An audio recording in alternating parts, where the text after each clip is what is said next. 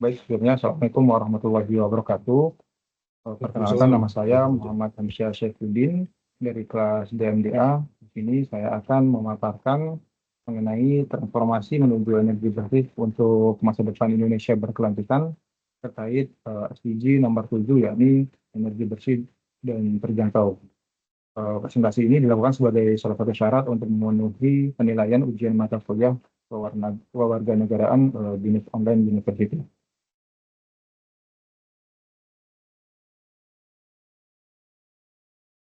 Baik, yang pertama mengenai latar belakang, seperti yang kita ketahui bersama bahwa pada saat ini Indonesia sangat bergantung kepada bahan bakar fosil karena Indonesia memiliki sumber daya alam yang cukup melimpah, terutama batu bara, minyak bumi, gas alam, dan lain sebagainya. Dan hal ini menyebabkan Indonesia ketergantungan terhadap energi-energi tersebut. Dan seperti yang kita ketahui bahwa energi-energi fosil tersebut memiliki dampak negatif terhadap lingkungan dan juga kesehatan pada manusia. Di sisi lain, eh, kita memiliki Sustainable Development Goals yang telah disepakati oleh negara-negara di United Nations yang harus dicapai di tahun 2030, dan salah satu tujuannya adalah energi bersih dan terjangkau yang tercantum pada SDGs nomor ke-7.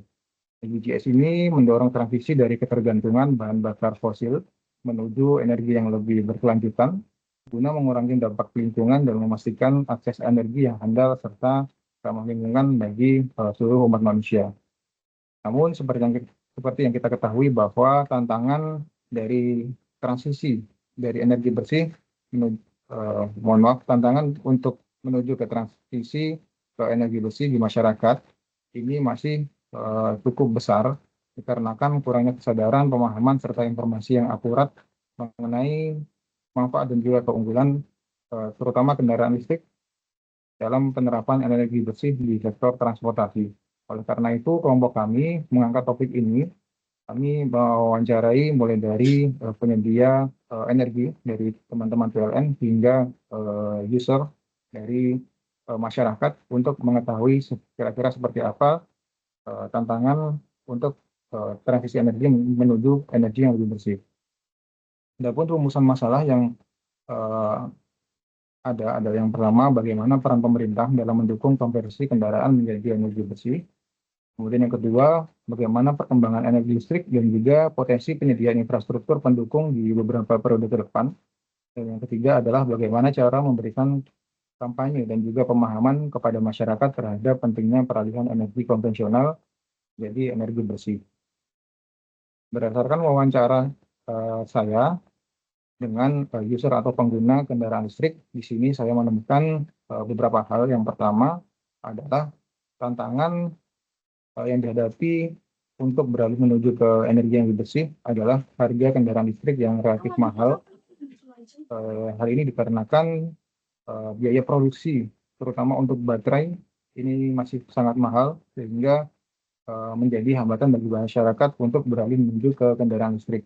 Yang kedua, ditemukan bahwa infrastruktur untuk pengisian daya yang masih terbatas, di mana SPKLI saat ini hanya ada di kota-kota besar, namun sangat terbatas di daerah yang terpencil, sehingga menimbulkan kekhawatiran terkait dengan kenyamanan dan juga kepraktisan dalam penggunaan energi listrik. Yang ketiga, kurangnya edukasi dan juga kesadaran bagi masyarakat mengenai manfaat, kemudian dampak energi fosil yang menyebabkan minimnya informasi mengenai penggunaan energi bersih ini. Dari masalah-masalah tersebut didapatkan solusi. Yang pertama untuk harga, di sini bisa dilakukan dengan menggunakan insentif pajak, subsidi, dan juga skema pendampingan, di mana pajak ini sudah diberlakukan oleh pemerintah pada saat ini. Yang bisa juga dilakukan dengan investasi produksi baterai lokal, karena sumber daya untuk baterai tidak cukup banyak di Indonesia. Dan yang ketiga, pengembangan kendaraan listrik yang lebih terjangkau. Untuk masalah kedua mengenai infrastruktur, bisa dilakukan dengan percepatan pembangunan stasiun pengisian daya atau SPKLU di daerah-daerah yang masih terpencil gitu. sehingga diharapkan masyarakat bisa dengan nyaman menggunakan kendaraan listriknya tanpa khawatir akan kehabisan daya. Kemudian yang kedua ada insentif pemasangan charger di rumah. Dalam hal ini juga sudah dilakukan oleh teman-teman, sudah dilakukan oleh pemerintah melalui PLN. Dan yang ketiga, diharapkan adanya teknologi fast charging untuk efisiensi waktu mengisi kendaraan listrik tersebut.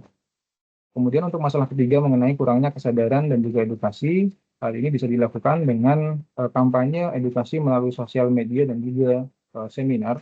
Karena di sini sosial media saat ini merupakan salah satu cara yang paling praktis dan juga cepat untuk melakukan edukasi pada semua kalangan.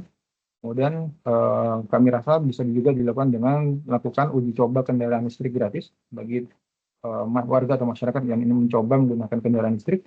Dan juga yang ketiga, integrasi kendaraan listrik dalam transportasi umum. Jadi diharapkan transportasi umum saat ini bisa menggunakan kendaraan listrik sehingga warga bisa merasakan secara langsung kenyamanannya. Adapun refleksi pribadi dari wawancara yang sudah dilakukan, yang pertama untuk self awareness, wawancara ini menyadarkan kami akan pentingnya peran individu dalam mendukung transisi energi bersih melalui keputusan pribadi dan juga edukasi pada masyarakat ya. Sama dimulai dengan hal kecil seperti menghemat energi, kemudian tidak membuang sampah sembarangan yang bisa berdampak pada lingkungan. Pada poin adaptability, wawancara ini mengajarkan bahwa sikap terbuka dan juga terus belajar akan membantu individu, industri, dan juga pemerintah dalam mencanangkan transformasi energi menuju ke energi yang lebih bersih. Kemudian yang untuk collaboration, kami semakin yakin bahwa kerjasama atau kolaborasi antara pemerintah, kemudian industri, dan juga masyarakat akan dapat membantu mempercepat transisi energi yang dilakukan. Sekian presentasi dari saya, kurang lebihnya mohon maaf. Wassalamualaikum warahmatullahi wabarakatuh.